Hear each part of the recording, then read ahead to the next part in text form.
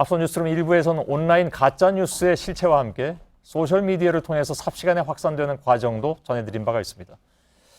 어제에 이어서 가짜뉴스의 실태를 집중 보도해드리고 있는데요. 저희들이 이렇게 하는 것은 그만큼 그 가짜뉴스의 폐해가 크기 때문입니다.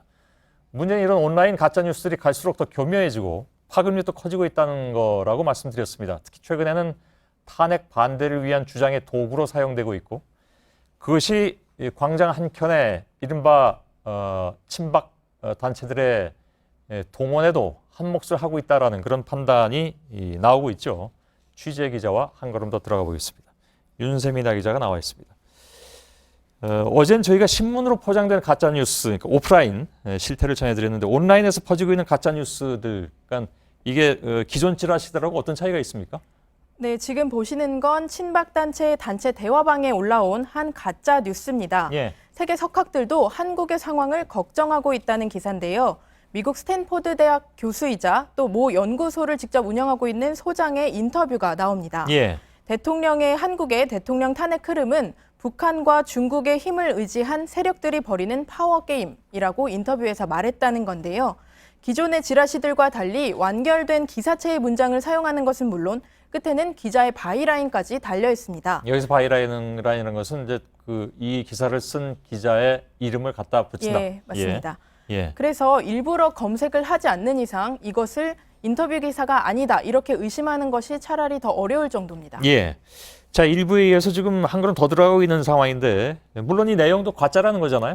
네, 맞습니다. 해당 기관, 여기 기사에서 언급한 연구소는 아예 검색조차 되지 않고요. 예. 해당 교수도 저희가 찾아본 결과 실존 인물이 아닌 것으로 확인이 됐습니다. 예. 하지만 이런 가짜뉴스가 올라온 단체 대화방에는 무려 300명이 넘는 그런 참가자들이 있었는데요. 이 중에 한 10%만 이 기사를 진실로 믿고 다른 단톡방에 퍼간다고 가정하더라도 순식간에 이 글이 퍼지게 되는 겁니다. 예. 보통 300명이 넘는 단톡방에는 이게 사실 이거 단톡방 자체를 만들기도 그렇게 쉽지는 않을 것 같습니다. 가입하기도 쉽지 않을 것 같은데 이런 카톡방이 또 많이 있습니까? 네, 일반적으로 회사나 아니면 본인의 지인들이 참여하는 단톡방의 경우는 아무리 많아도 수십 명을 넘어가기가 굉장히 힘든데요. 예. 하지만 이런 집회나 이런 특정 목적이 있는 단톡방의 경우에는 수백 명까지도 달하는 경우가 많았습니다. 예. 저희가 직접 취재한 친박단체의 단톡방을 보면 게시물을 퍼나르는 것이 굉장히 주된 목적처럼 보였는데요. 가짜 뉴스들은 물론 특정인의 명예를 훼손하는 글들도 손가락이 아플 정도로 퍼나르자 이런 글들까지 함께 올라오면서 이런 문구와 함께 퍼지고 있었습니다. 예. 특정인 그냥 말씀드리자면 저를 포함해서 네.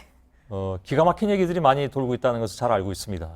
물론 다 법적 대응할 예정으로 있습니다만은 이걸 퍼나른 사람도 이거 나중에 법적 대응에 들어가면 책임지게 돼 있다는 것을 참고로 말씀드리고요. 네. 이 단톡방의 일부 사람들은 가짜 뉴스들을 일부러 퍼나르는 것으로 보이지만 일반적으로는 이게 설마 가짜 뉴스에 속을까 하는 생각도 하긴 쉬운데 워낙 집요하게 끊임없이 돌리다 보니까 이게 그냥 본인도 모르게 네.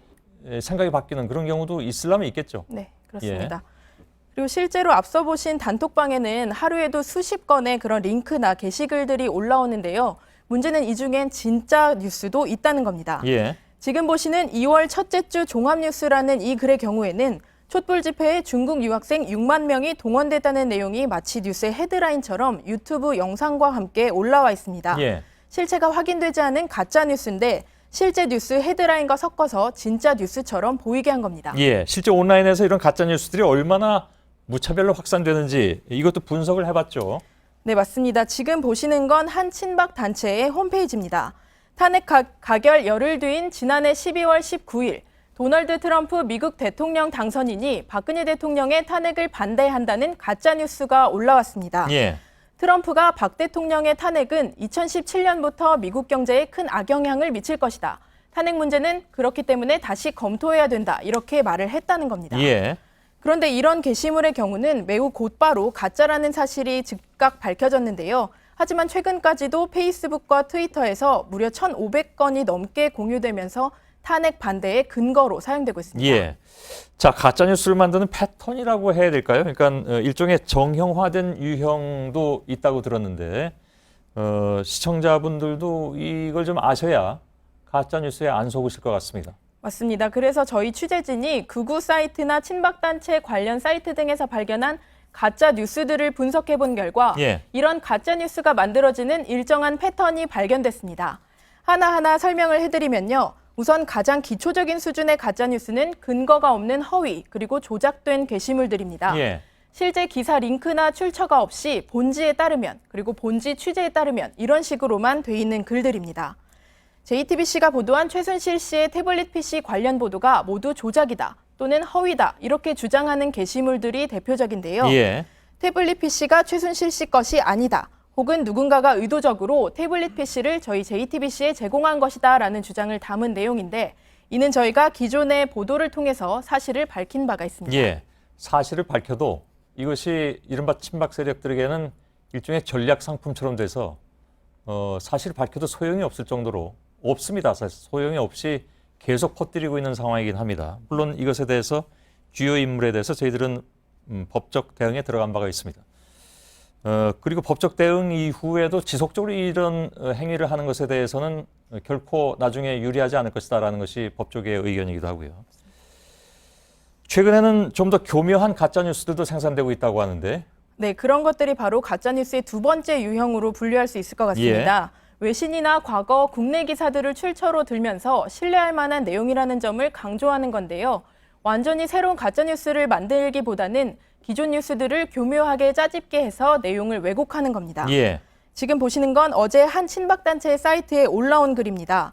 문재인 정권이 들어서면 미국은 즉시 주한미군을 철수할 것이다. 이렇게 매티스 미국 국방장관이 말했다는 내용입니다. 예, 이 내용은 저희가 일부에서 잠깐 살펴봤는데 굉장히 좀 뭐랄까요, 굉장히 교묘하게 해놨습니다. 네, 맞습니다. 실제로는 일본의 한 극우 매체, 실제로 지면을 발행하는 타블로이드판 신문에 나온 내용인데요. 예.